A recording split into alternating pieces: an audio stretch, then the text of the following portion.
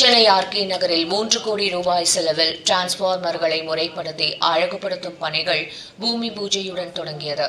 RK நகர் தொகுதியில் அமைந்துள்ள 38, 39, 40, 41 மற்றும் 42, 43, 47 ஆகிய வார்டுகளில் அமைந்துள்ள மின் வாரியத்திற்கு சொந்தமான டிரான்ஸ்பார்மர்களை வடசென்னை வளர்ச்சி திட்டத்தின் கீழ் 3.10 கோடி ரூபாய் செலவில் முறைப்படுத்தி அழகுபடுத்தும் பணிகள் தொடங்கப்பட்டுள்ளது.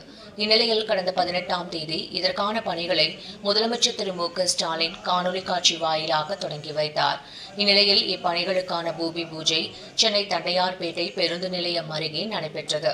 இந்நிகழ்ச்சியில் ஆர்கே நகர் சட்டமன்ற உறுப்பினர் ஜே எபினேசர் கலந்து கொண்டு பூமி பூஜையை தொடங்கி வைத்தார். அப்பொழுது வார்டு கவுன்சிலர்கள், மாநகராட்சி உறுப்பினர்கள் பலர் உடனிருந்தனர்.